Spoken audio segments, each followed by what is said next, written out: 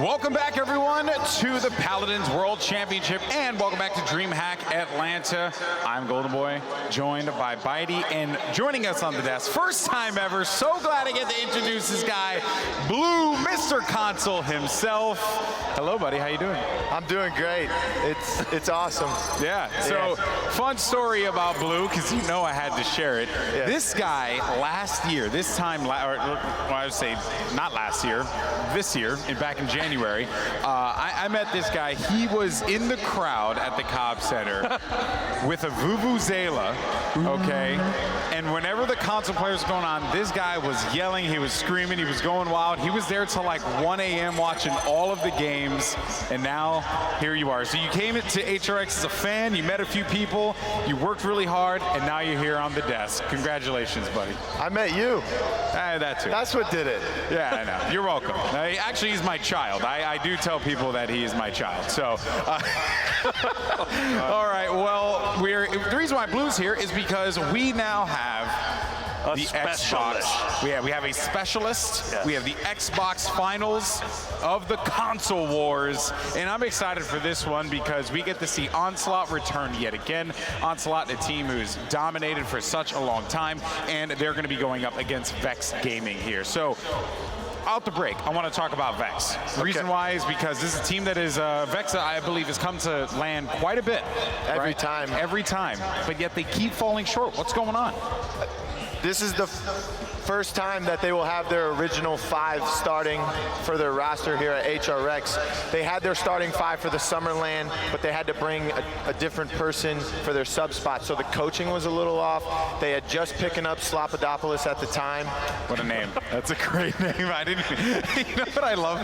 It's like, Blue says it with like the straightest face. You know, they just went, they got Slopadopoulos, you know, and it was good. That's his name. When I have to type it, it gets annoying. I know, it gets crazy. Yeah.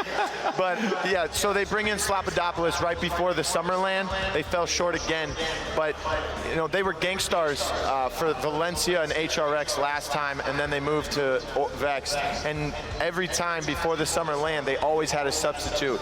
Someone had travel problems, someone couldn't make it, so they always had to bring someone. For the last HRX, they brought someone who hadn't played the game in 3 months. That's so hard to deal with. Like, anytime you have to bring subs to these international events, like, you need to rebuild your synergy and you need to just go a run for it. Like, I've even been in that situation too back in Valencia where we brought Z1 because Danny didn't have his passport straightened out at the time. So it's a real challenge trying to get those things sorted out at LAN when you're trying to just like, I gotta win. And it's like, now you got these other variables where you have to figure out how he plays, what he's gonna do, and make an adaptation. Especially a situation like this as well, right? This is a big competition, the biggest one of the year without a doubt. So for sure, you know, they're feeling better now that they're in a much more unique position, if you will, having their full roster here. Yeah, and that actually gives them their best chance they've ever had at a LAN is right now. Every hour I keep rethinking my own predictions, saying I don't even know who's going to win. This is the most tightly contested console wars that we have ever had. All right, well then on your screen right now, you have Onslaught. Now this team has basically been the reigning console wars champions time and time again. These guys are some of the best in the game, the best in the game.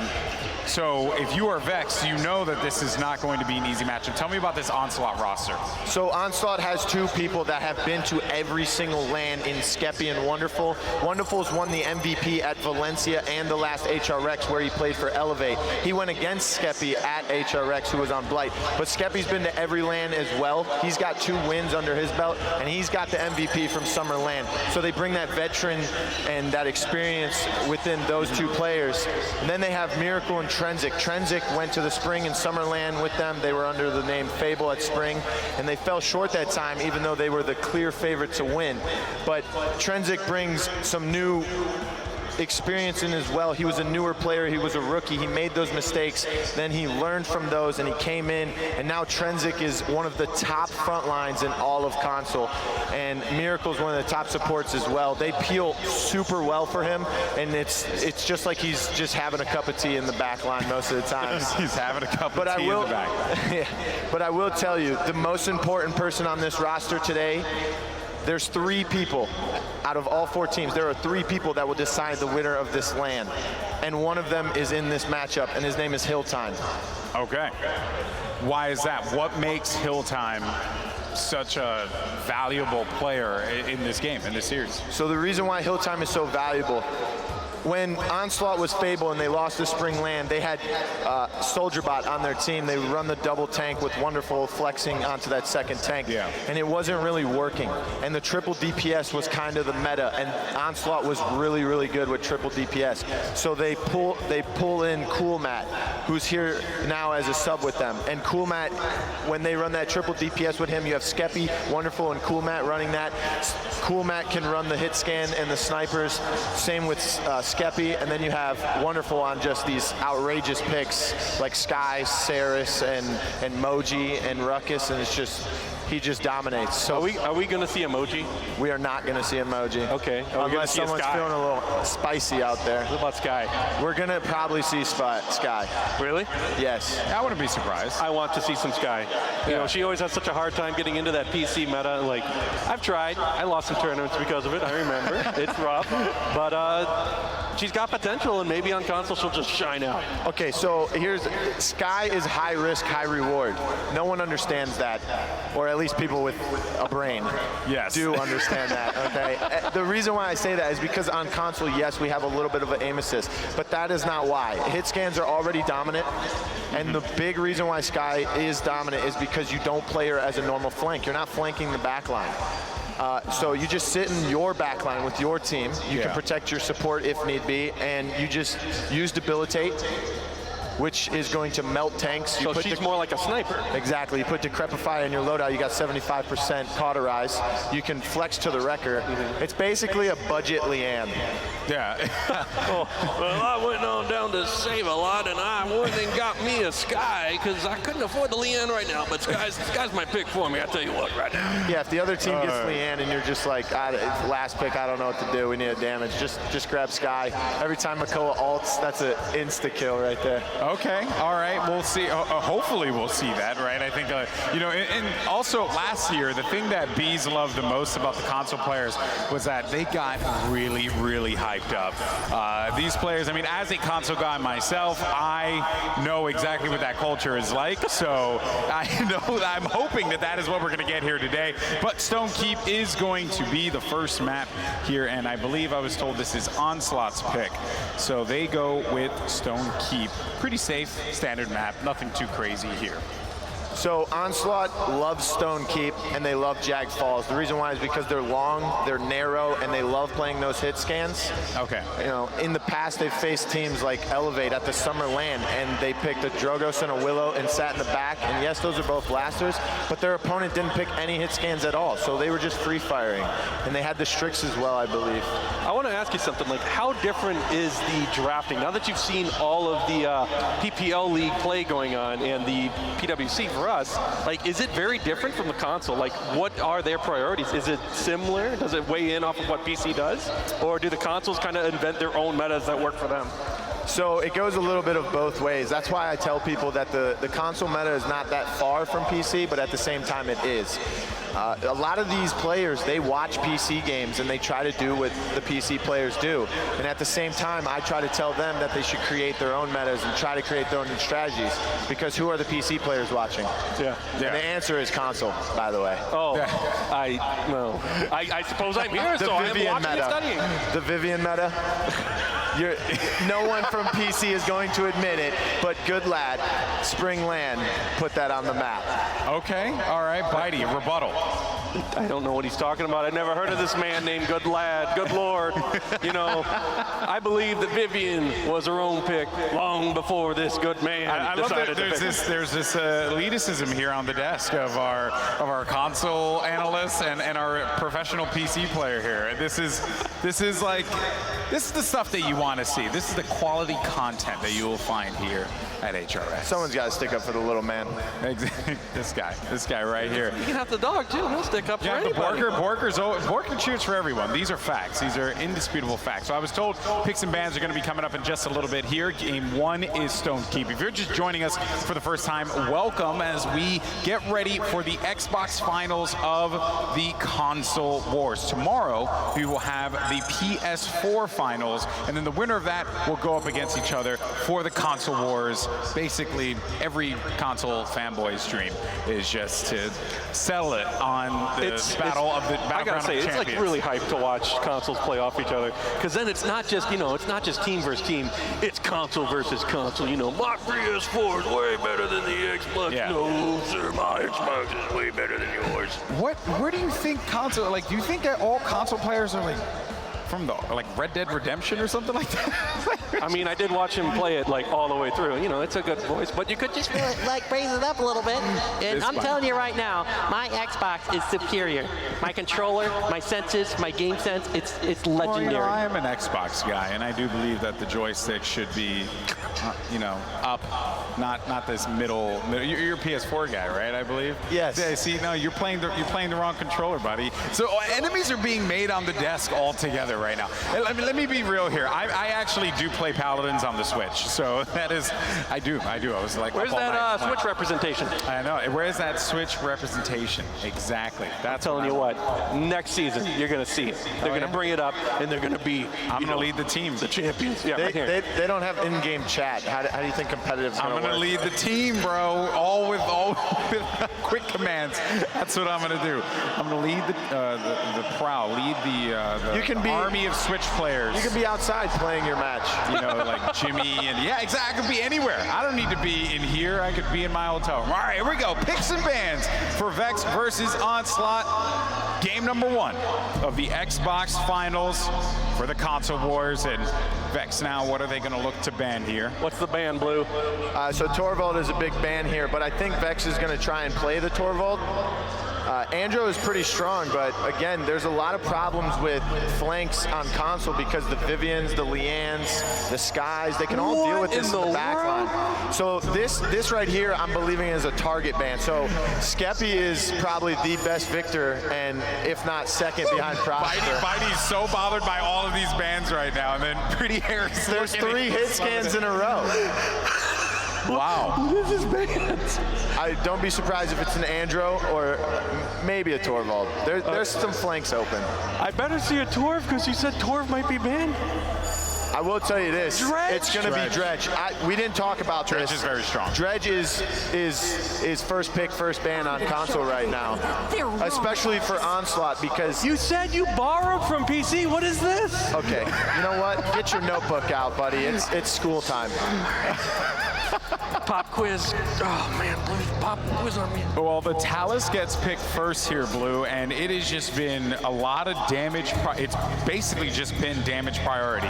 This whole time has just been nothing but damage. Exactly. That's what console is. It's a burst meta, just like PC, but damage is rule. It is like a normal team. There we go. Now there's a classic pick I can get behind. Fernando on any squad really brings the team together. And look at this.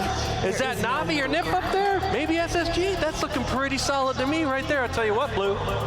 Onslaught, they're more like a PC team if you had to compare them. The reason why Dredge was banned is because Wonderful is just disgusting on the Dredge, and they don't want the other team. And sometimes you do want a target ban, right? Grover?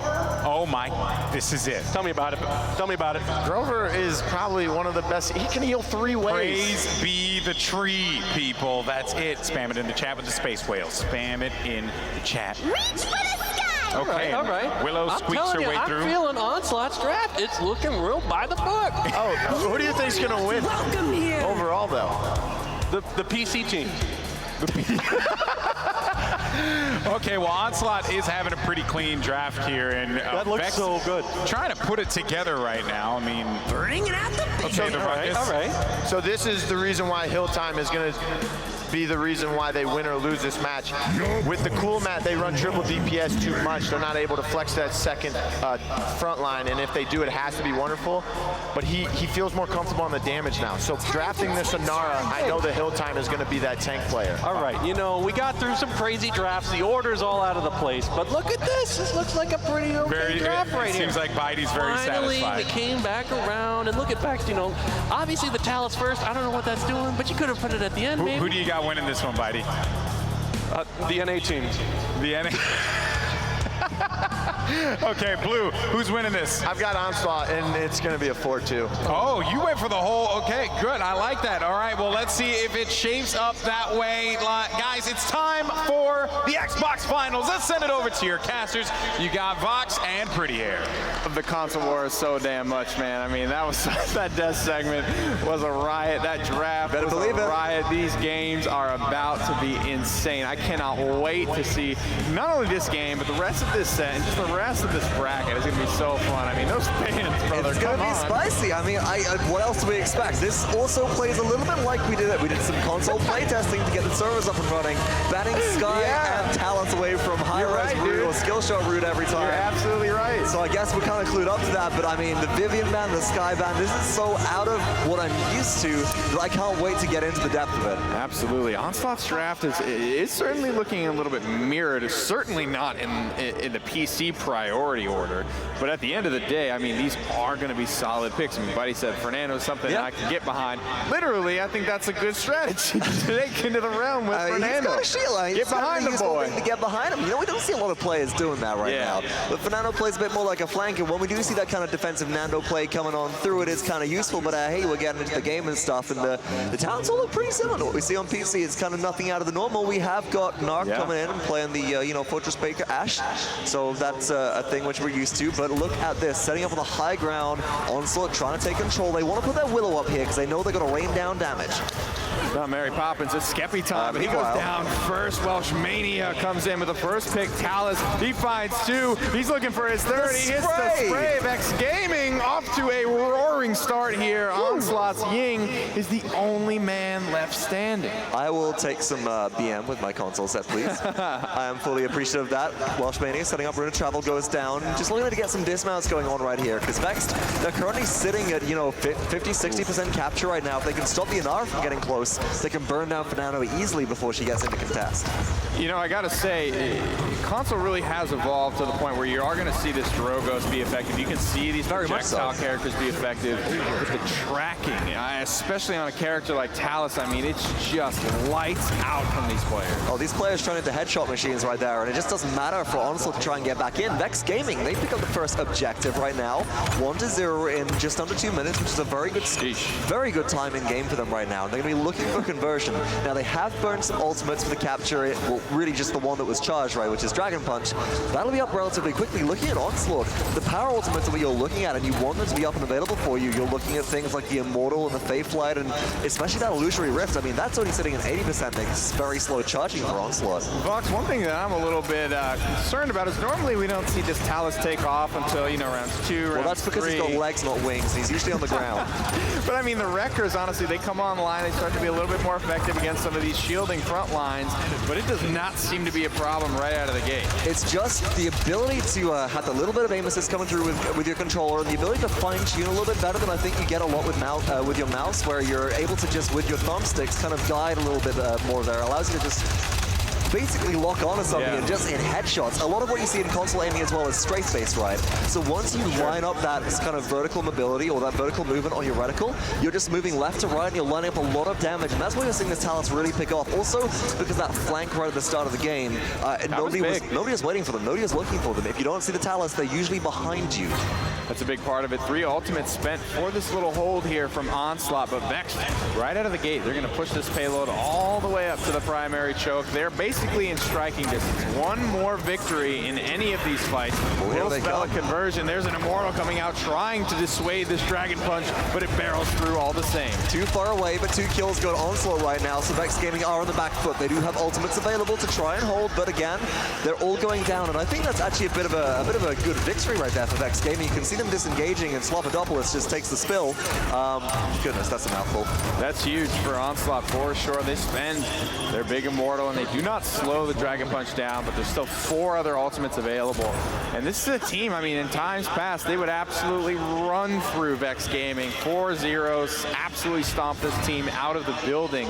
But Blue mentioned this is the first time they're having their full, complete, including sub/coach position filled with the 5-6 guys that they want to have at this event, and it is certainly showing. See, yeah, I got 5 seconds left in the push right there, Nick, and it is showing, apart from the fact that Grover gets picked early. That's your support out of the way, and without that sustainability, Vexed Gaming are going to struggle to try and get this push going through, but Inara is very low as well. Onslaught might be taking a spill here. Look at all those headshots as Slopadopoulos finds one. Not a shot missed there, but Slopadopoulos will fall. Wonderful, takes credit for the kill. 21% on true power, but that's not the cooldown we're worried about. We're worried about the overcharge here. Overtime expiring out, and it will be the successful defense. Close, but no cigar there. What a great start to the round, but unable to close. Nice triple kill from Skeppy there right at the end to be able to close it out, and that's one of the things which we've remarked about. And let's talk about why we're seeing a bit more in the way of blasters. It's a combination of 2 things. It's one, players for a long time have reported that aim settings feel better at LAN, right? That's something which they've been saying, whether that's because they're at LAN and they're just hyped up on energy and caffeine and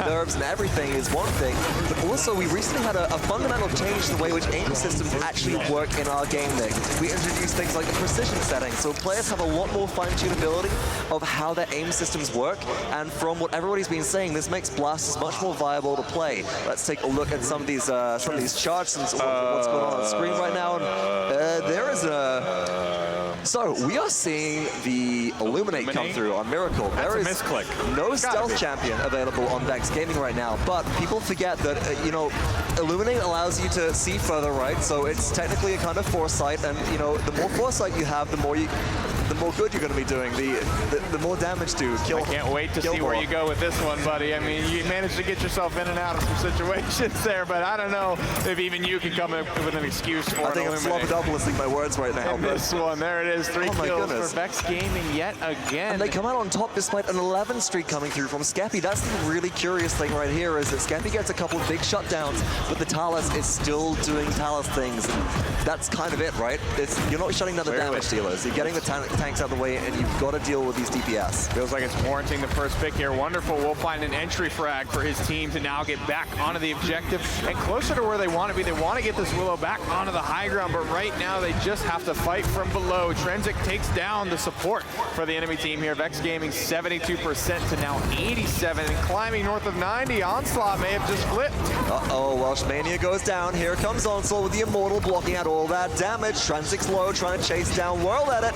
Even trade, but here's a Hexafire from Slopadopoulos combined with an Assert Dominance from Ash, and that'll shut down Onslaught entirely as Vexed Gaming appear to have taken back control. Damage for days and days and days. Skeppy tries to get up into the Fae Flight, spread his wings and learn to fly, but not today. Grounded there by the 6 guns Ruckus. Body block it. The shield goes down. Vexed Gaming capture the payload. You know, I think if there wasn't any body blocking going on there, if that shield hadn't gone up, that might have been an overtime reset touch right there. So Vex playing a little bit on the wire.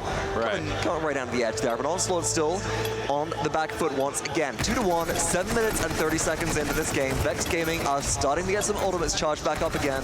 Where we saw them stagger last time was when Grover got picked. If they can avoid Lexi getting picked early on into this kind of push and just keep the Grover out of sight of this Willow, then they might have a good opportunity to try and get this one going through. And that wasn't ferocity, right? That was just Grover scaling damage. I think it was just plain old scaling there. My question to you is, do you expect this Grover to continue to be as effective in the late game as Cauterize comes online, or is the fact that Death and Taxes and Brand are already on the floor, is it as bad as it's going to get? This is one of the few maps where Grover is actually super viable, because you can fight entirely in the keep, and Efflorescence Grover heals everybody entirely within the keep without you needing to actually break or make line of sight with Leon, for example. But right now we're at 90% of the contest. Inara's respawned. Here come the Illusions coming down from Onslaught. They're trying to hold on Illusory Rift as well. They're burning ultimates to try and stop Vex. You can see it, 122 on the clock, but so close to conversion. I mean, one slight misstep here from Onslaught is going to cost them yet another point on the scoreboard here, and a 3-1 lead Would belong to Vexed Gaming, but don't count your chickens before they hatch. There's plenty of ultimates for their side to get this one through. It's just a question of, is this worth popping ultimates for to go up 3-1? I mean, they've already burned Dragon Punch several times to try and make their way through, right? Welsh Mania burning a little bit backwards. And you know what? I think it might be, but only if it's the right ones. Okay, which ones are you looking for? I'm looking for, honestly, Dragon Punch again. Just get rid of the Inara, right? And even though that gives Onslaught capture advantage in the next round, that's exactly what they're going to do. They're going to look for this Inara. They're going to find this Inara. Well, then it goes down in trade, but will it be enough? There it is, World Edit manages to trade himself without life. We'll see if it's ended up to be worth it here. The defensive response will be quicker, but Vexed Gaming not even going to give the opportunity to Onslaught here. It's a 3-1 victory, and I think we're all feeling a little bit stunned. And here's the thing, right? They burned just the Dragon Punch. That means the Vexed Gaming still have every other ultimate in the tank to be able to go through and try and get this point capture win. Critically, if they burned a lot of other ultimates, they might not be able to go up and bat against stuff like the Faithlight quite as easily, or the Immortal. They wouldn't have that Hexafire, which was critical to the point retake last round. So when I'm looking at the ultimate economy, right, I'm looking at what's the least amount of stuff that they can burn in order to actually get a result. I'm looking at the most effective ult to hit the gas pedal on, and what better one than Dragon Punch, although they did also end up using that Whirlwind as well, just the extra sustain. But Lexi's sitting on a morale boost 3 right now, so that's going to charge up relatively quickly. That is quick, and Ying will be able to get there as well. Trenzik, interestingly enough, trying to match the Strogos, I guess. Picks up a morale boost 3 of his own. Slopadopoulos taking so much damage, way more than I think he accounted for early on. There's the Hexafire, but it is hit by the brick wall of Immortal. Skeppy finds the first kill of this engagement.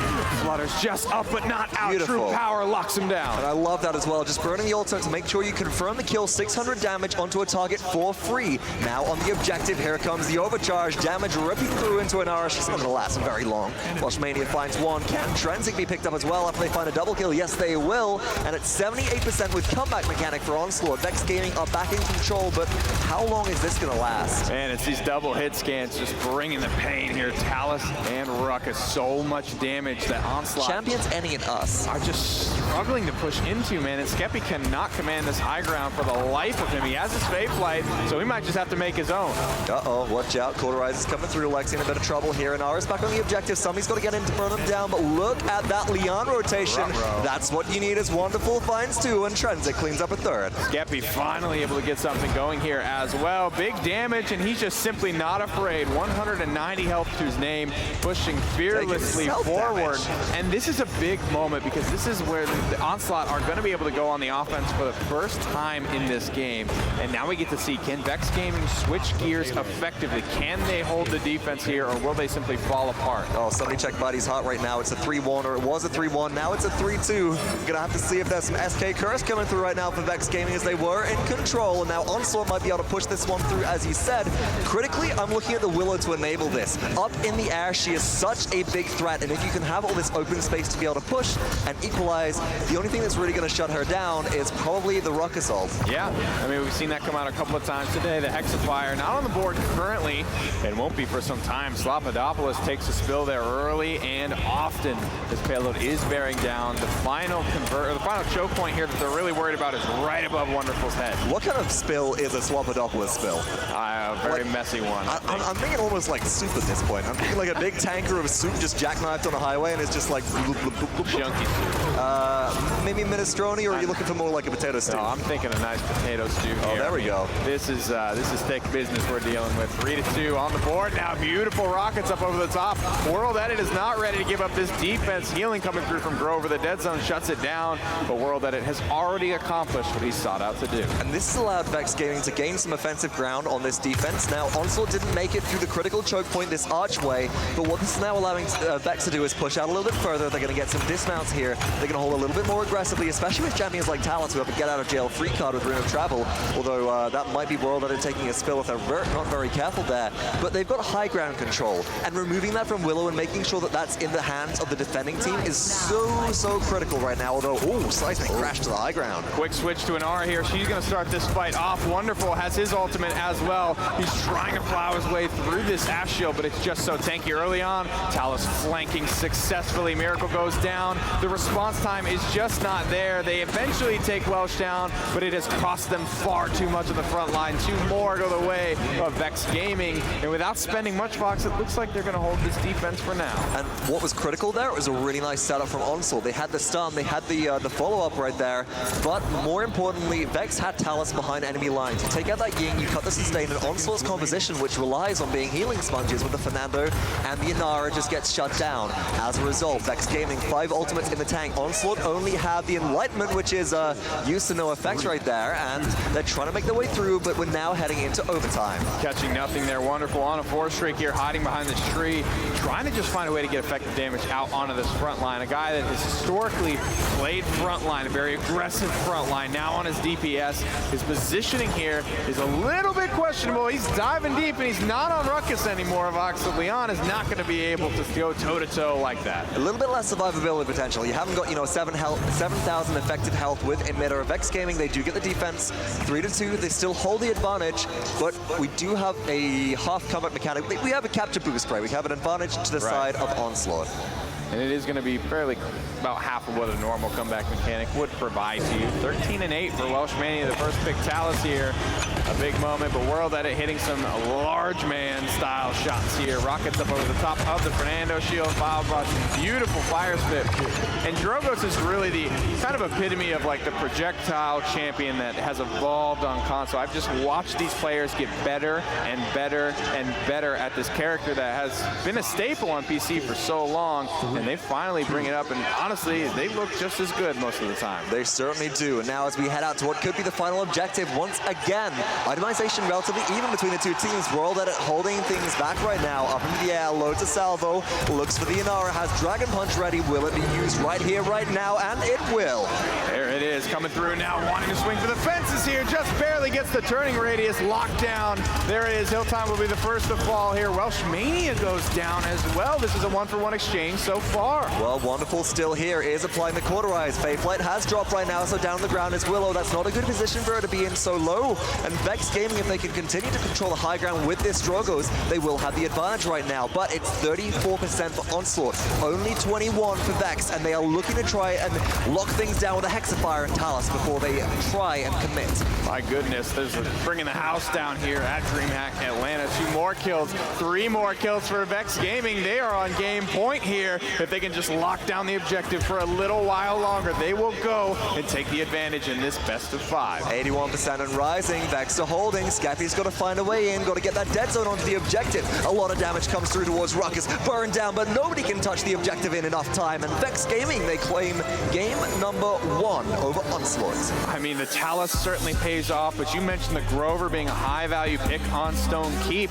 I mean, we saw G2 be pretty successful with that pick on Stone Keep. It just feels like you know so many resets. The one team which I've seen run this Grover composition on Stone Keep more successfully than anybody else, at least within the current iteration of Grover, is actually Team Envy from PC. They ran a double aggro tank style, very similar to what we just saw out of Vex. And this champion holds so much efficacy because of all of that cover. Beautiful stuff there in game number 1. Let's get it back over the desk and get ready for game 2. Thank you so much. All right, so Vex Gaming taking the first win here over Onslaught. And what's crazy about this, and let me just tell you here real fast, people, get nice and low, all right? Because Bitey over here said that the team that was going to win was the squad that had the PC meta. And it didn't happen. You know who took the win? The Grover. That's right. Praise be the tree. You know what? I've seen PC teams run Grover before, and they did real good. You know, maybe they didn't pick the Talus first, but I tell you what, it'll work out. It'll work out. It'll work out. All right, let's take a look at the stats here real fast for this game. And Blue, I want to bring you in here because one of the things you kept saying throughout the game was that one player in particular, Hilltime, just looked uncomfortable, and it's showing in the stats there. Yeah, he definitely looked uncomfortable. Hilltime it just seemed like he just lost his concentration and just ran straight to point every time. He wasn't able to get the walls up off cooldown when he needed them. He got hit by about 5 dragon punches, so that was big. He was always in the spawn room because of that, and World was charging his ult super fast. Non-stop. That is just unfortunate to see there. Also, Slopadopoulos Slopodopoulos was just superb on the Ruckus. Yeah. He would. The best thing about Slop's Ruckus was he never really ulted until the Drogos either took out the Inara or he knew the Inara wall was gone. Yeah. And the Talus, I know you don't like the Talus pick first, but the Talus played wonderfully, and I'll tell you why, is because Welshmania, the only damage he plays really is Kinessa. Other than that, he plays flanks. Okay, all right, interesting stuff there. All right, well, now it's time to find out who our SteelSeries MVP will be for this game, and I'm genuinely curious. And it is going to be, okay, so World is going to be your SteelSeries MVP for his Drogos play. I gotta say, like, you know, he actually looked like he could pass on a PC player. You know, it's all about like finally figuring out, like, these console players are figuring out these blasters, and he was doing an exceptional job. I gotta give him props because, I mean, look at this play. It could be Diggy Dog, you know, you don't know. Yeah, but to that point, though, I remember what, HRX not last year, this year, but in January, right? It's just taken a while for me to last HRX. Seeing these console players play, and the level of play was good, right? There were some good matchups, but for the most part, it really was like their own thing. Like, they didn't play characters like Drogos because they weren't able to hit the fire spit and stuff like that. But now, I mean, these guys, they're killing it. Like, it's so impressive to see both teams really just level up their gameplay from back in January. Yeah, I mean, the blasters have become a big thing. Hit scans are really dominant right now, but you still have people that can play the blasters like World. He's the best Drogos on console, if you ask me. Number two would, or arguably number two, would be Skeppy, who's on the side of Onslaught. I mean, if I was watching his gameplay, that Willow stuff was looking pretty clean. It's got my approval on there because, you know, if we looked at those stats again, he had technically the highest damage on his squad, which, I mean, Willow is an amazing carry if you can play it right. I think the draft probably just kind of favored the Talus, you know. He comes in, he dives in, and he kills it. That's why they prioritized it. That's why they prioritized it, buddy. So the next map is going to be coming up, and it will be Onslaught's pick. Blue, we're going to be going to Bright Marsh. So, Bright Marsh, small map, we could see a sky here if it's through. Dredge on console, Dredge is really strong on Bright Marsh. Dredge himself in this map can shut down the entire map himself and zone out an entire enemy team. The one thing I do want to note, or do note from the last game, is I do not want to see Wonderful on Leanne again. I've never seen him play that champion. Yeah. And it was interesting to watch him play it, and I think that was only because Skeppy is the Willow player. So in that case, it's like... And they had to take the Leanne because you just don't want to let the enemy team get that. You didn't ban it out either. Exactly. But I'll say this, and I've said this time after time, you don't have to play what is meta all the time. Pick what you're good at and play it better than the other team. It's very true. That's very like true. a general true statement right there. Oftentimes, players do tend to just stick to what is the meta because that is what is being dictated. That's what the community wants. That's what the pro players say it is, so on and so forth.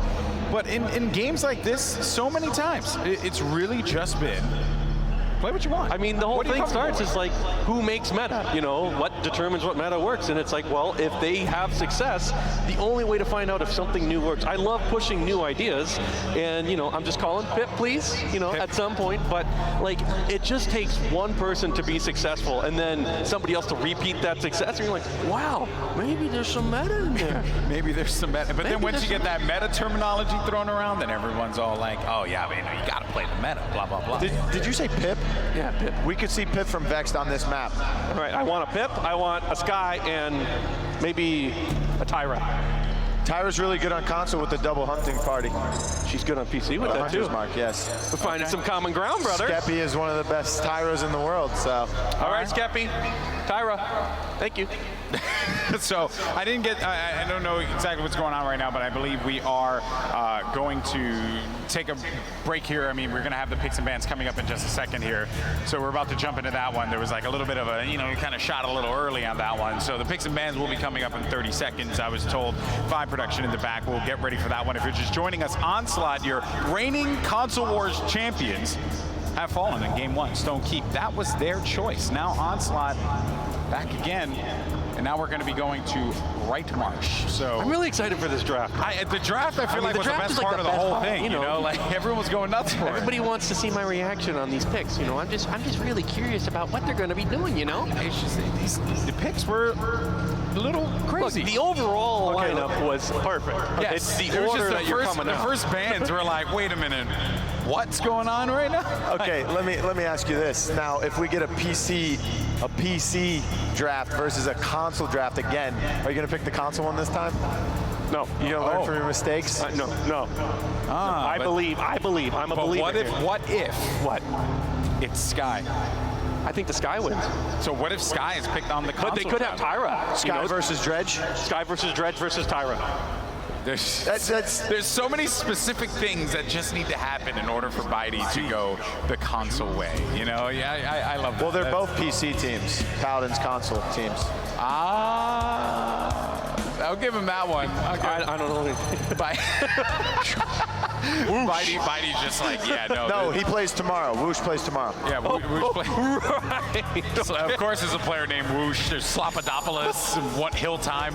Okay, so the Inara is going to go for Onslaught. This is about, say, pick with the Victor again. That's a target ban versus Onslaught. Skeppy is the best Victor in the world. And then Vivian. So you kind of have to invest a ban into this because, okay, the Talus gets I banned. told you, he disrupted the backline. He doesn't really need to kill anyone. They have a Leanne and a Willow. If you can distract both of them, then Would you say that basically Vex played right into Onslaught's hand here? yes, and I really like this pick. I told you I didn't like Wonderful on the Leanne. He's a disgusting Dredge. This is something he likes to play. Dredge is What kind of con legendary is this?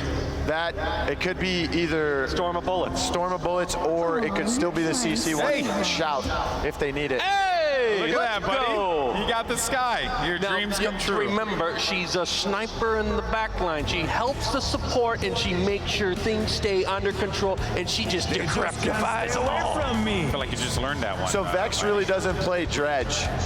So they kind of played into each other's hands. You know, Vex wants the Sky. Welshmania has been playing this time after time. If you look back at last HRX, they played the Sky on Frozen Guard, game 3, and they won.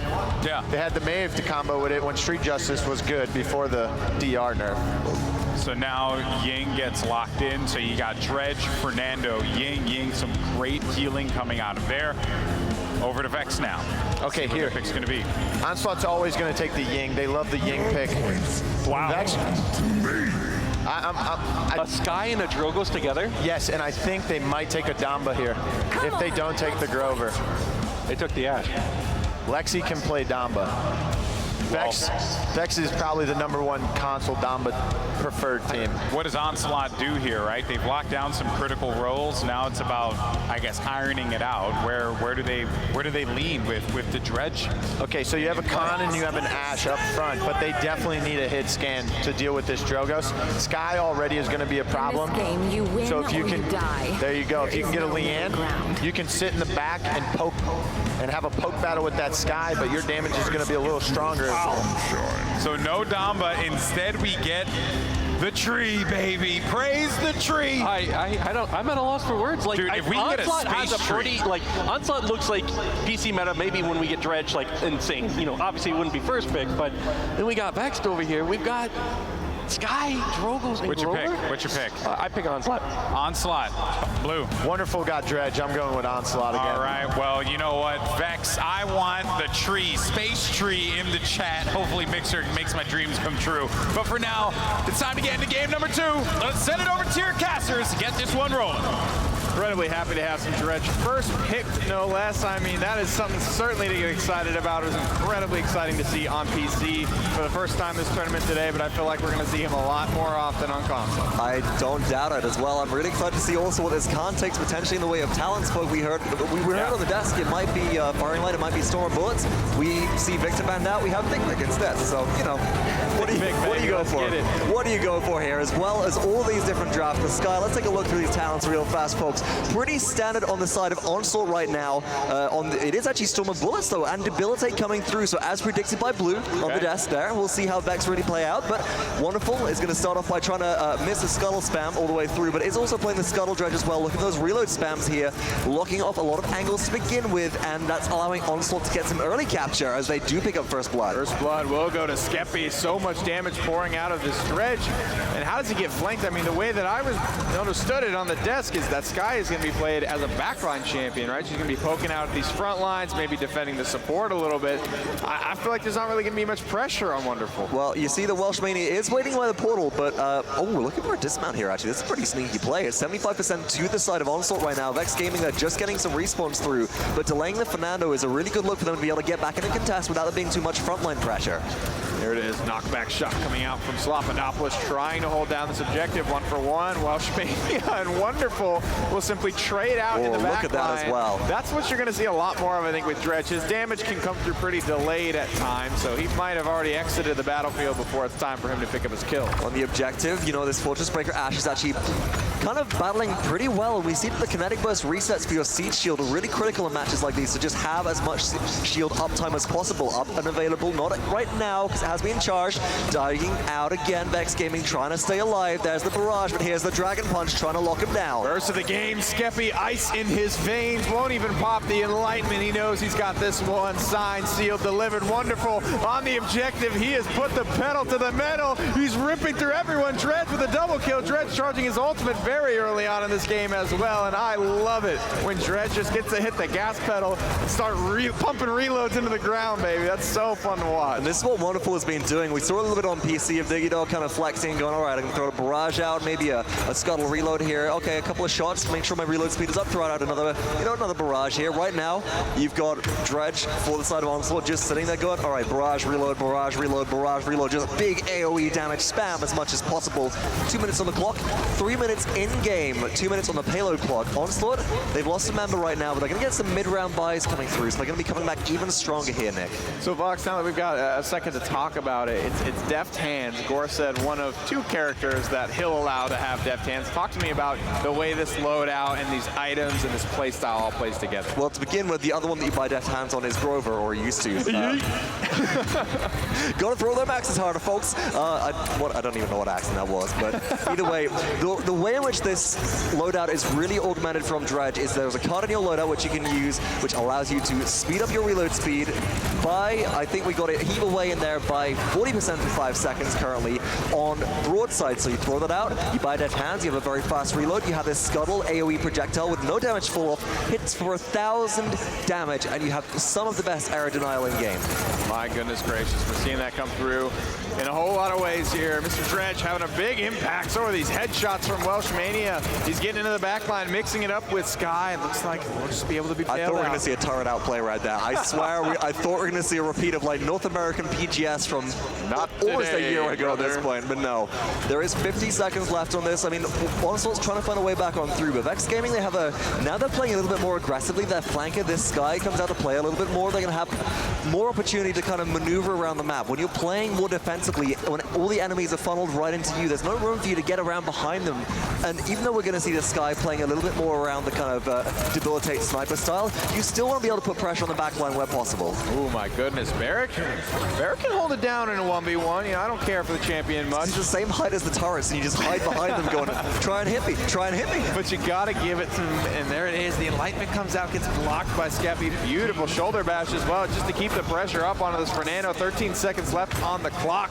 And it looks like Vexed Gaming may just hold here for now, and they need to be able to continue to do so if they want to even up this scoreline. And is it fair to say that you've played a decent amount of Sky to where you can speak on the way that this Sky is playing, or is it too far gone at this point? So I haven't played, obviously I haven't played a ton of console Skies. I currently don't own a console myself, but I've played enough Sky to, you know, frustrate some people in ranked games and similar, and often maybe accidentally throw. But no, the Debilitate Sky is really useful, right? Because your Poison Bolts with Debilitate allows you to do percentage damage, right? So it's really important if you hit all 3 of these, you're going to be dealing an extra 30% of a champion's max health as damage. And that's critical for dealing with big body targets. So when you're looking at who Sky can melt, as long as you throw that conch out onto her as well, though it is Storm of Bullets, so no bonus damage. If you're looking at somebody who you're going to melt down, you find the Barrack or you find the Fernando, you load them full of Poison Bolts, they have healing cut out of them because of the Decrepify card in Sky's loadout, and then you pump them full of damage, and they just start to melt. It turns front lines into butter. Fill them full of daylights then. It's got to be me or it's got to be you. I want to see a Kraken land at some point today. Somebody, you're right, Barrick, I think got scooped through on the overpower. He will be, I think, just sacrificed up to the Grover God himself. Kraken is still ready and available, but this has been an ultimate not easy to hit at this point today. Right, and the biggest thing that's going to come through with this ultimate is area denial. A little bit of jukes coming through right there, up and down. Here we go. Wonderful might be able to find him. Welshmania goes down, but Wonderful takes a trip into the drink as well. There it is. 2 for 2 though on this exchange. 51% for Vexed Gaming on the objective. Narc's going to get in there. He's going to drop a battle shout, let his voice be heard. Ash goes down, gun down first in this engagement. Commander's grab just to get away, just to survive. But Vexed Gaming comfortably in the lead for the time being. I like the disengage here as well. I really like that Narc is able to save a life. Welshmania currently has time bomb. You know, Onslaught are going to be forced to get off the objective if Vexed Gaming want to find their way back on in. Baby. And out it goes. Here we go. Can anybody get out of the radius in time? Well, it has found hill time already. Dredge is behind enemy lines, but back in control of the objective are Vexed Gaming. Starting to move in now. Big damage out on Fernando. Welshmania being so methodical about how he takes these fights. He's never getting too aggressive, always calculated, always finding value, always landing these poison bolts as well.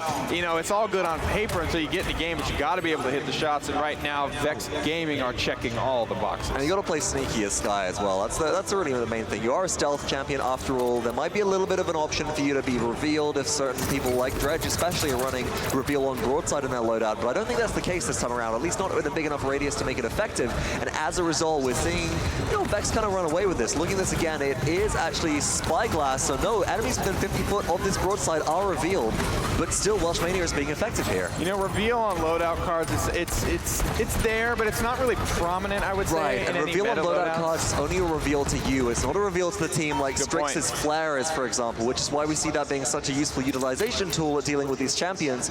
As a result, it's up to the communication of Onslaught to come on through and say, hey, Sky's over here, or Sky's over here. And I'm going to be honest with you, in the heat of a moment, here or there are pretty arbitrary calls. It reminds me a bit of our Battle Royale calls when we used to play a bit more. It's just like, behind the tree, which tree? There are 6 of them. What do you mean? Where are you looking? 2 kills coming through. Skepti dialed in, taking the dragon up out of the sky. And in my own personal experience with this Dredge loadout, it certainly helps, right? It's really, you're not planning on hitting with these broadsides. You really just throw them out. A little bit of zoning, but that vision you get your reload speed on. It just reveals your targets for your reload. That's really what you're doing your damage with. The right click, this alternate fire, it's just to keep the loadout flowing, so to speak. Big 1K bops coming through. Ultimate efficacy for both teams is sitting at 4 apiece right now. Whirlwind a little bit further charge. Long range axis will certainly help out, but here comes Time Bomb. Doesn't find anybody. Big crippling throw on a Barrett could shut him down, but no, there's the bowling ball reset as well coming through. So still alive. Wonderful find Slopodopolis.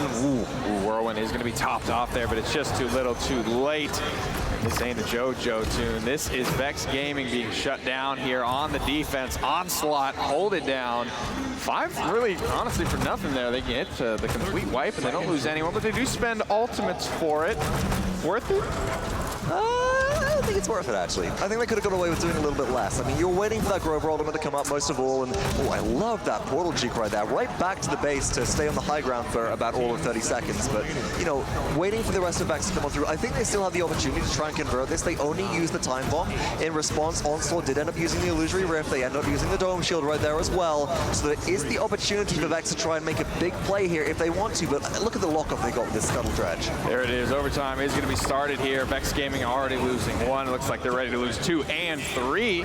But at the end of the day, I mean, Onslaught are going into this next round without a couple of key ultimates here, and honestly, they have not looked like they are ready to be in control of this set whatsoever. They really did in that first round, right? That first point control capture was very solid from them. I think that's just because Vex, though, they were trying to find out how are Onslaught going to play, where are they going to position, how are we going to flank them, rather than taking it a little bit too fast and just wiping immediately, which they ended up doing. But after that, it's looked very much like it's in Vex control, and as a result, I'm looking to Onslaught to maybe try some alternative positioning here to try and at least bamboozle Vex someone. Make the Sky go hunting rather than just go, I know exactly where you are. I'm going to find you, and I'm going to fill you full of darts. So I have this kind of like long-standing, or long thread theory, I guess I could say, where, you know, Na'Vi and Envy are teams that had to play in third place They are for that. They a are very teams. long time, and now I feel like they learned how to lose so that they can eventually win. Vexed Gaming might be that team for me this time around. They have yet to win a set against Onslaught at LAN, but they are looking so much stronger than ever before here.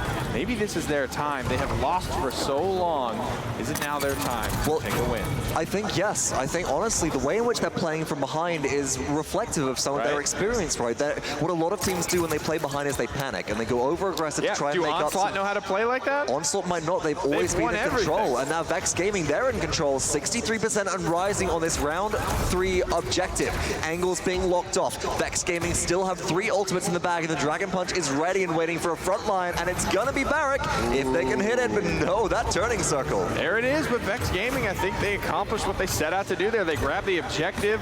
They will retain 30% charge at the end of the day, and so just right back to the races here. Vexed Gaming looking pretty good. Coming out of the gate strong as well. You saw in that SSG nip set, a lot of times, you know, these teams are getting skunked and just held in the defense at ground zero. This is really good for Vexed Gaming to get that momentum started early. And now Vexed Gaming, one of the things we didn't see from them last round was a really big commitment of ultimates, right? We only saw the time bomb come through to try and get a big push and a big few kills in a row, but now, because they can win the game from this, they can really start to go in hard. Hailtime does find Slopodopolis, so after the Whirlwind has elapsed, so already one ultimate not used to the best of its capabilities, and everybody from Vex is on the retreat. I mean, probably 10% HP there, if not less, maybe even 5. Fernando just barely bailed out of that situation. Onslaught now turning the tables a bit. Wonderful, picking up a couple, throwing out his reloads, trying to get these 1,000 damage spams out, and it will be enough for now. The zone is good. 2-3 reads the scoreboard. Vexed Gaming the chance to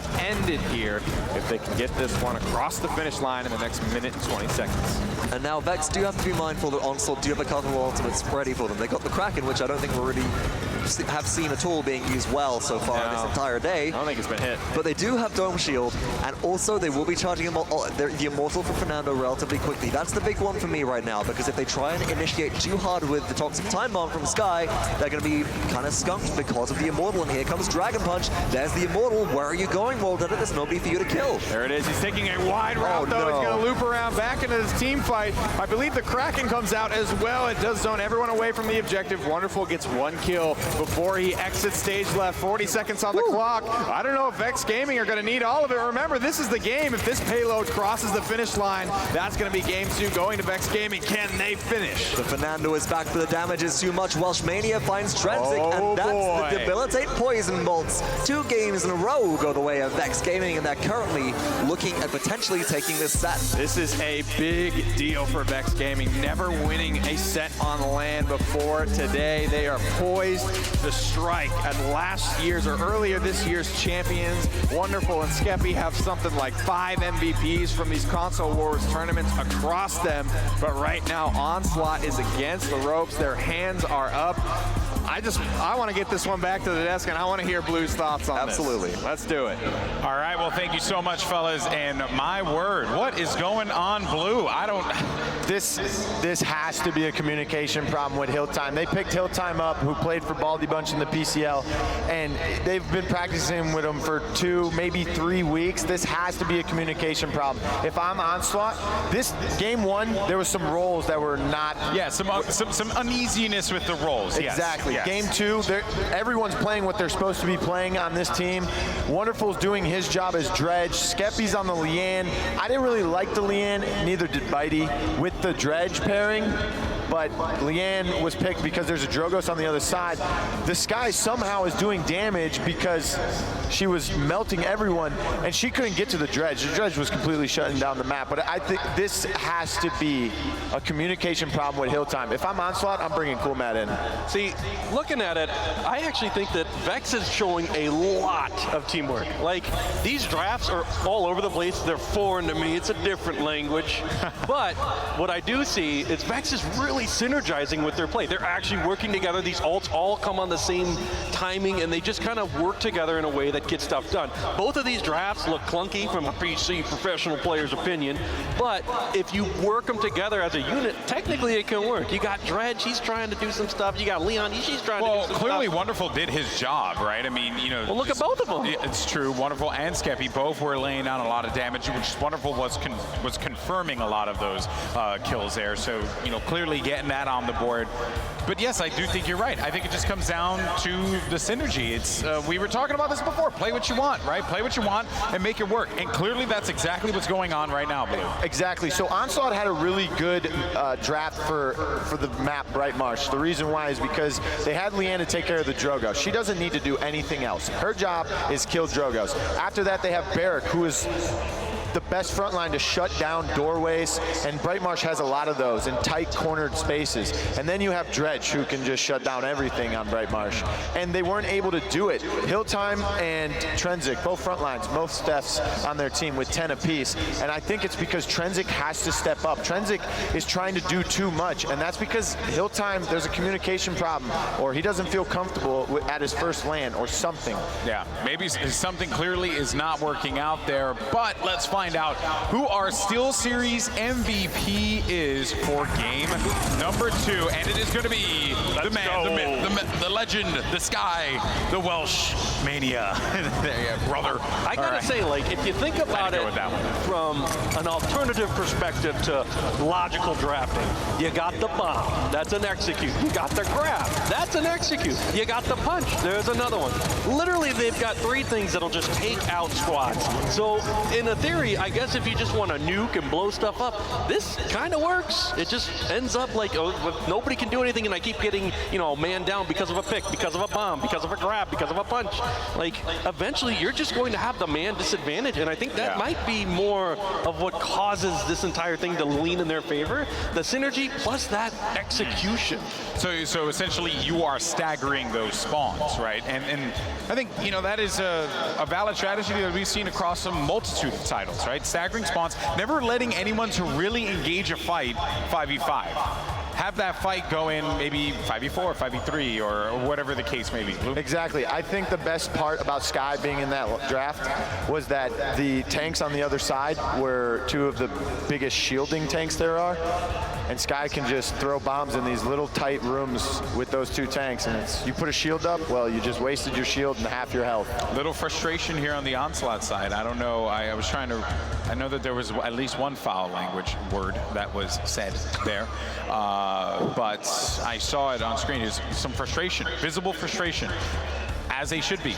This is a squad that has dominated the console space, but times are changing here, folks, and it could be Vexed's time, a team that has faltered time and time again here in the LAN environment, and we're going to Jaguar Falls for game 3. Look at these scores.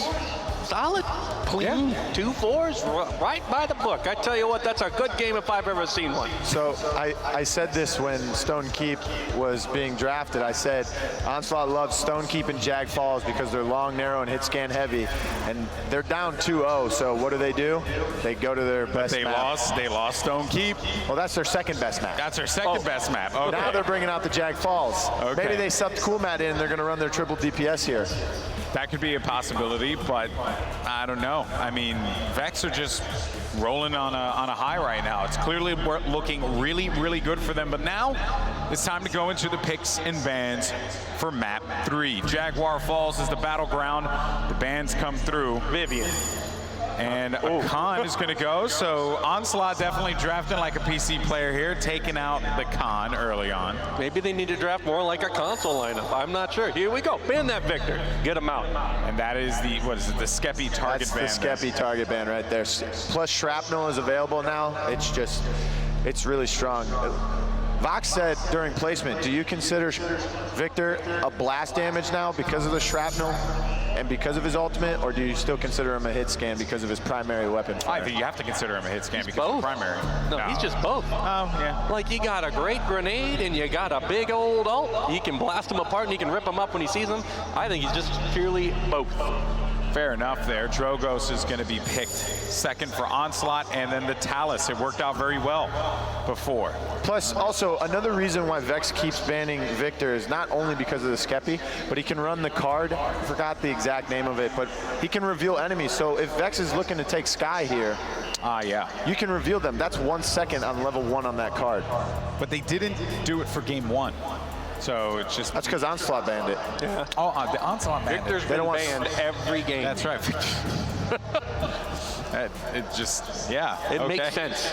It does. I mean, given how things have played out here, it definitely does. Wow. Sky goes first for Onslaught. This is going to be a wonderful play right here.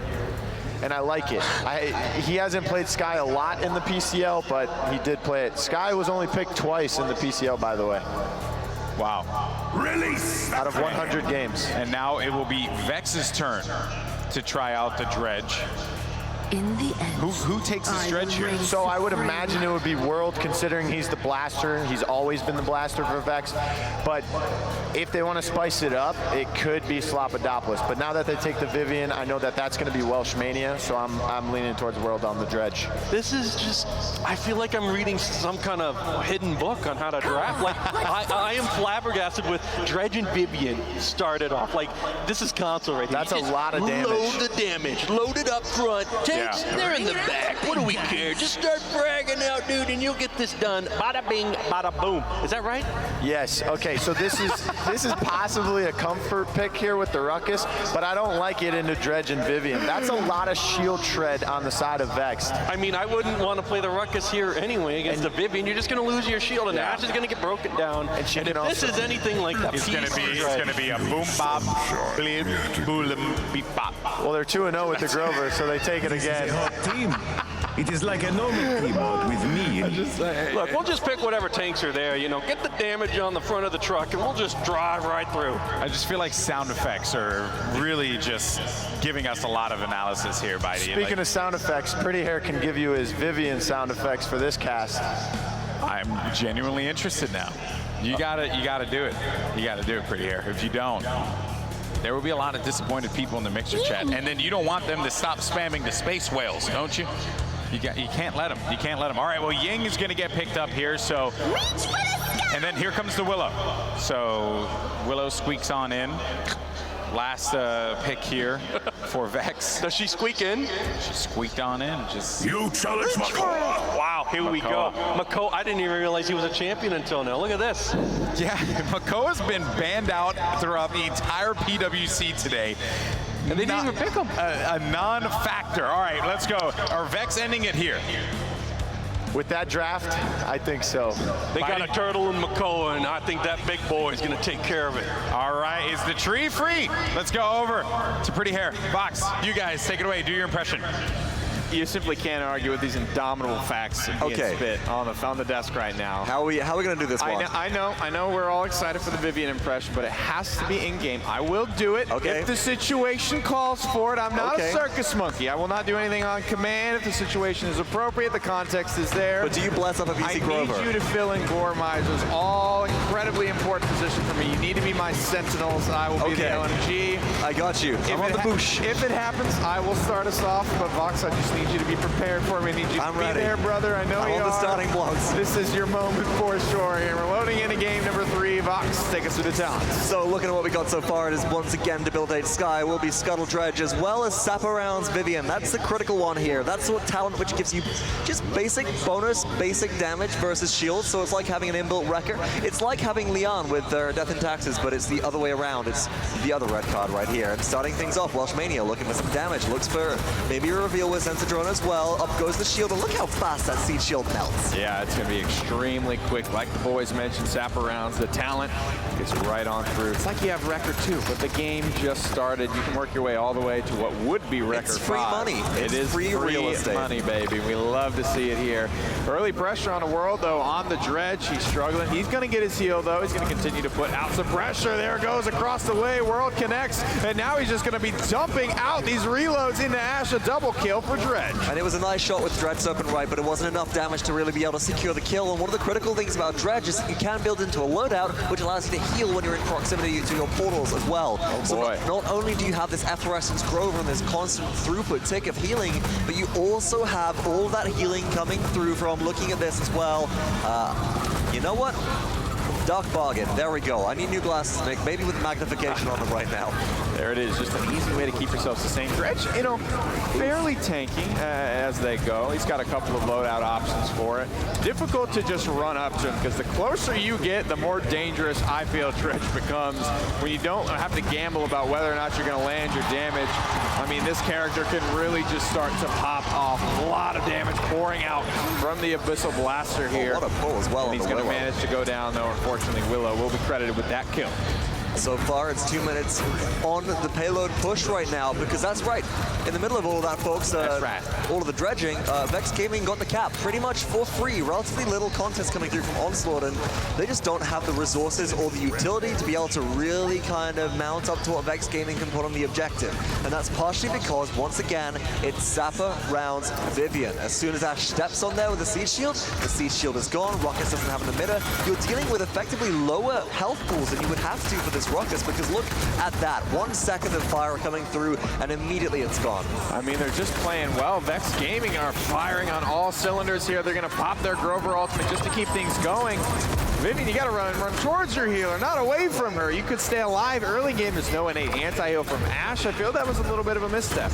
Maybe there's also a time bomb that's sitting there as well, so you got to be aware of the potential for Bob damage. It was the yellow indicator. They were safe, potentially, but they don't want to walk too far into that one. You never know. It looks like we're on flat ground there, folks, so pretty safe for the time being. But still, despite that, Vexed Gaming haven't really moved this payload that much through so far. 1 minute left on the clock, and it hasn't moved in a while. That's because Onslaught, they keep on pumping in these ultimates. It was the time bomb, now it's the Fae Flight, just to keep Vex pinned back, because I'd be worried about a Kraken conversion, honestly. Yeah, that's something to worry about for sure.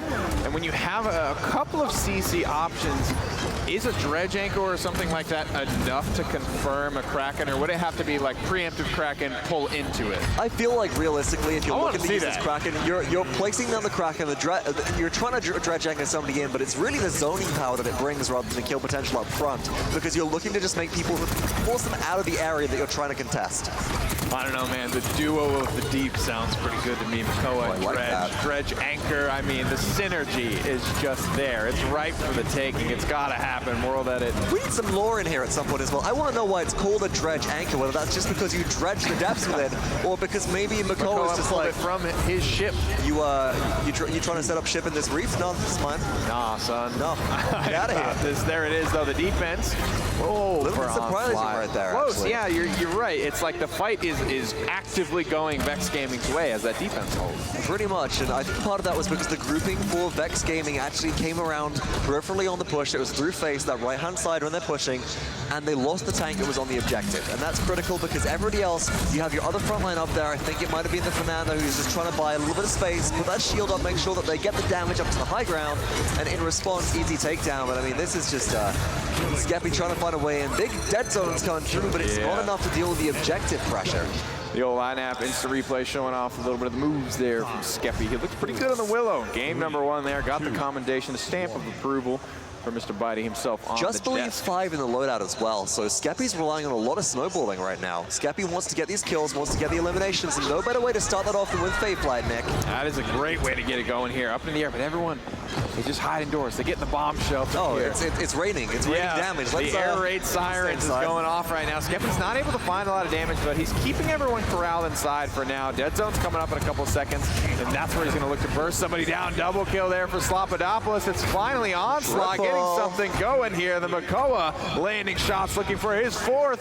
He won't get it. Narc steals away the killing blow. Really importantly right there, Onslaught, they now have the Sky back, but one of the really important things about removing that Sky first is we talked about how Debilitate does percentage damage of max health. When you Ancient Rage, that's a lot of damage that this Sky is potentially dealing. So if you manage to remove this pick very early on, you have a full free Ancient Rage, but right now that's not even necessary because it's 93% of Vexed Gaming. Out comes the Whirlwind. All the healing's coming through, and Dredge just locks off the angle of entry. The headshots ringing through on his Makoa as well. Vexed Gaming are taking a lot of damage from Wonderful Sky. This is a guy that I'm just used to seeing hyper carry these games, whether it's on Emoji, whether it's on a Ceres, whether it's on the front line. Traditionally, it's going to be the front line, but Vox, I think we got to go in here if you would, sir. This is serious play-by-play coming through for Vivian right now. It's the only way to do it. It's the way that Welsh Mania wants to get it done. He finds 3. That makes the killing spree 36%. Vivian is very unique in that she can actually charge her ultimate while her ultimate's out. And this man is just going to walk it down mid. More and more for Welsh Mania. This could be Vexed Gaming with the onslaught. It's the triple kill. Vivian just popping off down the stretch. Won't get the Quadra. Willow gets dismounted. Out goes some Seedlings, forcing a little bit of movement right there. But look at everybody corralled in the base Onslaught. They got to find a way out of here. They got to get their Ashe out, but they can't because they've got no assert dominance. It's just the time bomb, and that might not be enough to lock things down. How can you walk out into this so much damage? There's the time bomb. Can get out of that just for now. Off the objective, but there's so much time left on the clock box. Even if this doesn't go Vexed Gaming way, they have plenty of time to spare. Dredge is alive. Looks like they're going to back off for now, but the kills keep coming through. Skeppy cannot get it done. He needs to confirm one of these kills. He finds Welsh in the back line, but on the payload, still being contested out. Ashe is the sole survivor. Please tell me the dead zone went down before that actually happened. Uh-oh, here comes Kraken. A lot of damage. There goes Sky. Well, Sky stays alive. Big bomb coming out there, not able to find the connection, but Dredge is the man for this job when the payload needs to go through, but the front lines are reinforcing just so much quicker for the defense. Like I said, though, so much time still on the clock here. Welsh Mania is back in action, shredding through these shields. Will he be able to get it done? I don't know if combat mechanic is going to be enough here, Nick, because of all of the damage that is coming through, and Vexed Gaming slided on thanks to a dimensional link, taking that contest out of the way. This is looking scary. I mean, we talked about can Onslaught play from behind. I don't think they have ever felt this much pressure. Vexed Gaming, it is really, really close to being complete. They cannot let off the gas now. Big triple kill from Slopadopoulos. This round, INAP instant replay. He gets 3 boys under the dome shield there, and he manages just to go to work with the cannon there. Dredge and the Dredge anchor, the duo of the deep, as we have so kindly coined it here, has looked phenomenal through the first 2 rounds. Oh, and he's running the Angry Crab. I love this card. Rampage, you gain 40% movement speed at rank 5 this card for 6 seconds after getting an elimination. Do you know how long 6 seconds is in Paladins? An eternity. That is a long time. You are a very angry, fast turtle. And if you can chain together a couple of Dredge angers back to back, I mean, again, elimination in there, you are doing a lot of bop. But right now, it's Onslaught going aggressive. Ashe dives into the back line. Dredge isn't finding much pressure. Slopadopoulos is still alive. But such a great job from Vexed Gaming just to absorb all that pressure. Still grab 15% on the objective. That's big, though. Slopadopoulos cannot get the Ancient Rage out. Here comes the Whirlwind. No dead zone available for 2 seconds. Dead zone has got to be big damage raining from above. Skeppy finds 1. Skeppy looking for 2 here. Comeback mechanic is in play, so Onslaught are capturing extremely fast this time around. Lexi stayed alive for a second there. Is just about able to get out on this Grover, so still in.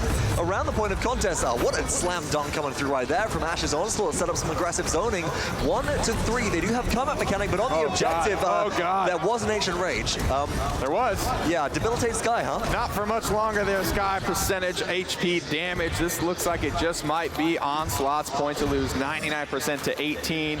The comeback mechanic is in play, and for the first time on Jack Balls, they're going to get it going their way. And now Onslaught, we get to see how they're able to push. That's been one of the big things that we've seen about a lot of these teams, that sometimes if you go and you make a defense twice in a row and then you get the push coming through, the team that's been on the offense doesn't necessarily have that coordination to go and swap immediately to go, oh, we got to defend here. We can't actually go and push people. We've got to stay around and stop the payload, and as a result, we might see some damage coming through, but Vexed Gaming, they want to say something about that.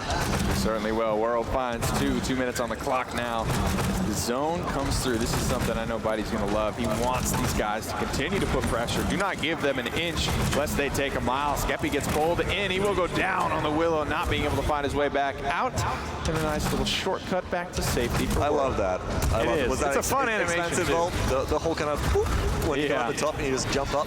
It's a pretty useful thing right there. Just able to get you to some high ground ledges as well, and that's one thing about Jaguar Falls, not Frog Isle, which is really critical for Dredge, is you've got these catwalks which Willow can flutter up to.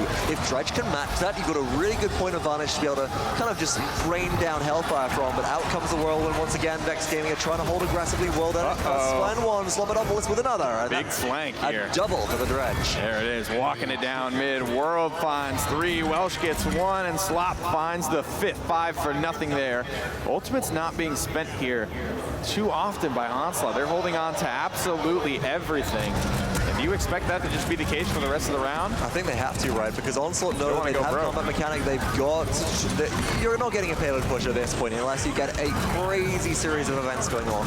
And if you do, it's probably going to be from a set of neutral kills where you take Vex by surprise. So Onslaught at this point, they're probably better off to hold things in the tank, not end up using any ultimates unless they want to maybe try and force a Whirlwind, or an Immortal perhaps could be a good one out of maybe the Fernando with a good Sky Bomb. But beyond that, they're just going to want to keep things in the tanks, get ready for the next round, reset, and it looks like they wouldn't even have the opportunity to consider using ultimates. Fireballs connecting here. All the damage from Dredge finding a home. Things looking good for the defense here. Vexed Gaming have transitioned well, and that's not something that often you can say, right, when you're on offense, and then offense, and then offense, and all of a sudden you have to shift gears, go to defense. Wait, Vexed are on defense right now? We'll see a lot. It wouldn't seem that way, but yeah, Vexed Gaming doing a great job shifting their focus and learning how to just deal with this fight blow for blow, and Onslaught not making nearly any progress the entirety of this round. And I think part of the reason they've been able to shift around quite so well is because they are playing so aggressively. They reset the fight, and then they just push out. They push Onslaught back into their base,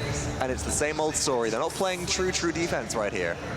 You know, it's really hard to root against Vexed Gaming, as at this point, they've been together for so long, playing in so many events, haven't missed a single one, haven't won a single set, but yet they stick it out. They continue to grind, they are continuing to improve, and now they are primed to take down the favorites at this event. This would be, I think, the biggest upset the console wars simply has to offer. And it's a remarkable story because Vexed Gaming hasn't been all sunshine and roses the entire way through. There's been a bit of internal conflict, some players getting sick to death of their roles, and a lot of roster swaps and role swaps coming through internally just to try and figure out what's going on here and get everybody comfortable. But, you know, seeing, again, this healing come through on the Grover has been a really big point in this game so far. It's providing so much sustain. Onslaught need to find a way to shut it down and shut down these resets. Faithlight might be the one to do it, but again, everybody just runs inside. Yeah, great counterplay this time around. Narc first taking down Wonderful. He cannot stay alive any longer. Looks like the Kraken is going to come out just providing some zoning. I think that's got to be worth it. You got to call it so. Vexed Gaming 63% to nothing, and they're winning this fight. Up and down goes the Ash. So what do Vex do? They run away from the objective, say, sure, you can have it for free for a while. We'll just chase down your Willow. We'll cut off the legs. We'll cut off your head. We'll take out your damage. And there's a Dredge looking for some bot potential. There's a Ruckus. Down goes the portal, barely getting through it, but still they survive. Massive pop-offs coming out, 99%. That's it. Vexed Gaming have upset Onslaught, and they will move on as your Xbox representatives from Europe. It's a long time coming, like the boys on the desk said, never missing a land, but also never grabbing a win until now, and potentially the biggest win of these young men's career. You know, and talking to Blue, on just before we came onto the desk and everything, it's like, Vex, they have the potential to take this one. They might be the land winners, and with a performance like that over Onslaught, they can't even believe it. Look at their faces. They're as flabbergasted as we are. Stunned, and I think Onslaught slowly coming to terms with the fact that they are gone. No losers bracket, no lower bracket at any stage of these events. 3-0, not a game for one of the favorites here at this event. Plenty of MVPs across that Onslaught roster, but a big fat L in the column thanks to Vexed Gaming. Congratulations to the boys. Let's get it back to the desk and collect some thoughts.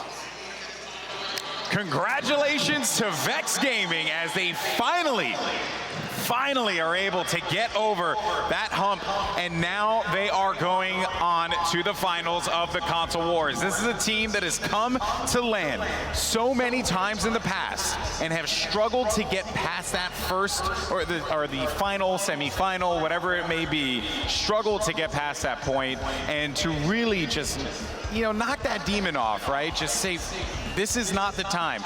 Box said a lot of internal struggles with this squad. It really was a long road for them to get here. But the way they did it against Onslaught, 3-0?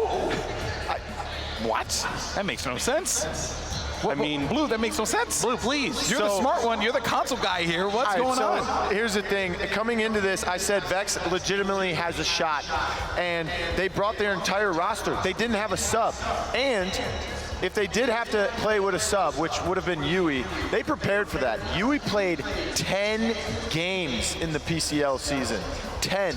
They were not playing around. They said, if we're going to have a sub at LAN, we're going to have a sub as play. They were prepared for the worst there, but luckily the best is what's happening for Vex. They're moving on. Let's take a look at the stats here. The Access Replay post-game stats, and we have a, I would definitely say, like, Skeppy, he certainly was a shining star for that Onslaught team, consistently putting in a lot of damage, consistently playing that role very well. But then you have Vex Gaming, and everyone showed up there fighting. I just don't think the Sky pick is working out. Honestly, it looks like it's about on PC. She's got a few limitations on 101,000 damage, though, and you're telling me, like, she went 5 and 15. It's fluffy damage, big numbers, big plays, yeah. But truthfully, like, the hardest thing about Sky is trying to get in to confirm your damage. Like, you can put all that damage out, but if it just gets healed right back up, you're going to have a hard time going in there anyway. But to me, what really stepped aside here with Vexed's teamwork is it looks solid. Their defense is solid. Everything about what they did looks like it could be on a PC team. Like, they look like they have practiced on what it takes to actually win a game of Paladins. Blue, your thoughts? I mean, you talk about all the damage Sky put out, but it's just trash damage. It doesn't mean anything when you're going 5 and 15. I think that was the name of my band back in high school. Garbage Damage. Garbage Damage? That was the name. 5 and 15.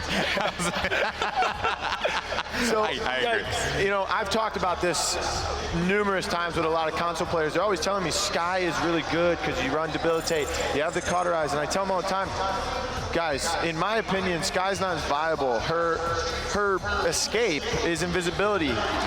So you use Illuminate, but you don't even need to do that anymore.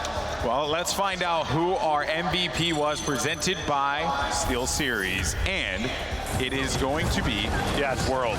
Makes a ton of sense here. The Dredge was dominating. It didn't work out for Wonderful in the previous game, and then World was like, oh wait, I feel like this, let me show you how it's done. It's my turn. Triple kill, double kill. This is validating your Dredge pick. Like you were saying, it's going to be a monster. Technically, Wonderful did a great job. I mean, he did the damage on it. That's true. That's true. I shouldn't take it away from This is really about, like, just playing together properly and showing, like, how to play as a solid unit. Especially at the end. What we saw. At the end as well, right? Remember, like, he had the Kraken. He was able to throw down that Kraken. It really separated everyone because you just don't want to get caught in the middle of that. And then that really dictated the conclusion of that game there and allowed them to be able to close that one out. Crazy stuff, guys. Crazy. It's a CC ult, not a damage ult. It makes people move. Yeah, exactly. Crowd control. That was the name of the game there. But we're going to go to an interview in the back with Vex, your champs. Let's see what's going on with them. Gentlemen, a deep breath, a big congratulations from us here. Onslaught are those guys that have put you out of so many of these console wars tournaments. How does it feel to finally get one back at them? Feels good because obviously we've been together for so long, we stuck together. We always come to LAN, get first rounded, so to come here. I give you guys a huge amount of credit for sticking together for so long. I think that is incredibly admirable for you to do. It's been a long time coming. You finally get this win. What made the difference this time around? I think we were just more prepared than go on, you can answer this. Well, no, it's just in the past, every LAN we decided, right, we'll copy PC meta, we'll do what they do. This LAN we just decided, screw it, we're console, we'll play console. Grover Sky every game. It works. That ties perfectly into my question for you guys, which is, tell me about this Grover. Tell me about this support success, because we've seen Ying be so strong throughout all of the PC LAN, and then to see a Grover come out on console and just sweep the board over Onslaught. I feel it's just like the way we played, like decided to play, running at them, Grover, like AoE close range heals. I feel like it's just... And so you think overall then that just shifting towards what you're comfortable with matters more than anything else? Well, we only changed it like a week and a half. Like scrims were going okay, and then we changed it to like just running at them, and it went really well. So we were like, oh, guess we'll try it. So I think a lot of people agreed that just how decorated that Onslaught roster is. They were one of the favorites to win this tournament. Now you guys taking them down. Who do you have your eyes set on in the finals? Because traditionally Xbox is the platform that is going to take home the chip. Do you guys think you can bring it home for the sticks? Well, we're confident. We've been scrimming Flashpoint pretty much daily for the past 2 weeks, 3 weeks. So we'll prefer to have them in the finals because EU final. Do you think you just understand them better and you could have a better matchup against a scrim partner like yeah, them? definitely. Yeah, definitely. Because we know that draft's inside out. Elevate, we're a bit clueless about at the moment. A little bit harder to read. We can learn from tomorrow, so. Sure, well, you have to do your homework, guys. Again, huge congratulations. This is a big win for the Vexed Gaming boys. I'm so happy you were finally able to grab it. Congratulations to you, and we're going to throw it back over to the desk. Thank you. Thank you.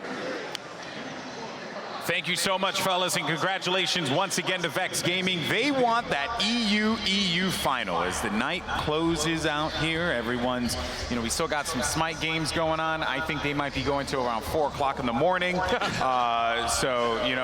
also another huge update, by the way, for any Smite fans that are watching Paladins here.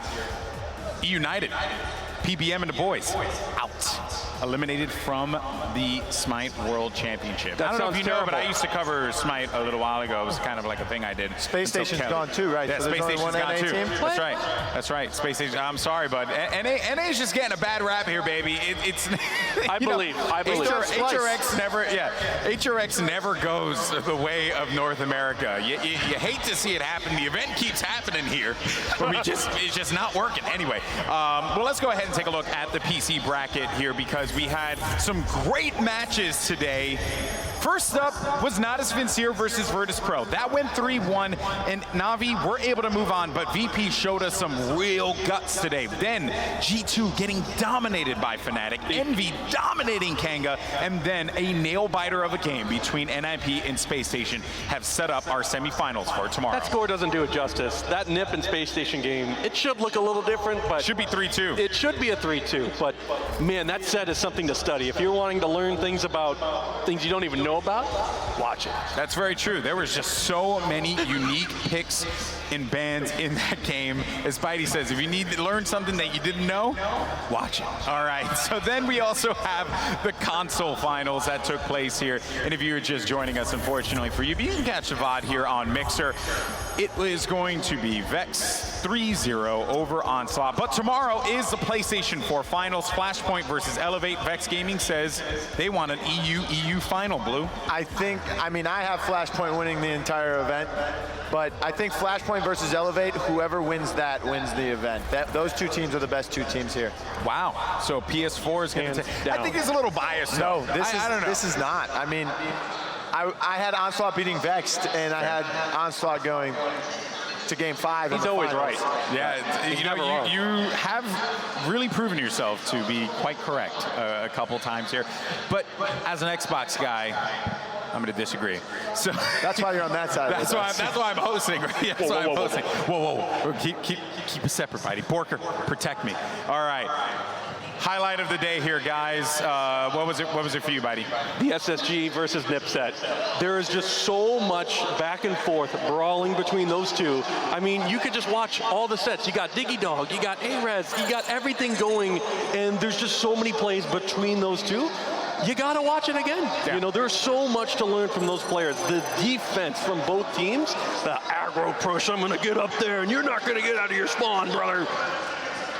That's exactly what I want to see. Spidey is basically just auditioning to join the WWE. And as a wrestling fan myself, that actually makes me pretty happy. So there you go. I don't know if you know, I hate to brag here, but I kind of know The Rock. So I think I could shoot him a call. Actually, probably can.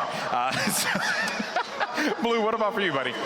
For tomorrow, or for today, sorry, my top moment was not Vexed winning, but Vexed dominating. 3-0 against possibly the best team on console, and you're defending Summerland champions. Yeah, very true. Vex dominating like that, awesome stuff. For me, the highlight always is coming here to HRX, interacting with the Smite and Paladins communities. Always a pleasure, and as well as the Dreamhack community. This has been such a sick event, and I'm going to go and enjoy it. There's some indie games that have my name on it that I'm going to go and play. I'm going to play some Realm Royale. I'm going to drag my wife because she doesn't want to do any of this, so she's going to I'm going to force her to come play some video games with me. It's going to be awesome. My brother's here. I'm going to hang out with him. Overall, I had a great time. This is an amazing event for me. If it's not like that for anyone else, then I'm sorry. Is there any PS4 versus Xbox games do you want to get farmed in? I don't know. I don't know if we want to handle that one, Blue. Let's save it for the finals, brother. All right. So that is going to do it for us here. HRX Day 1, Paladins World Championship Day 1. If you're itching for some more high-res action, you got Smite going on. You got Rogue versus Rival,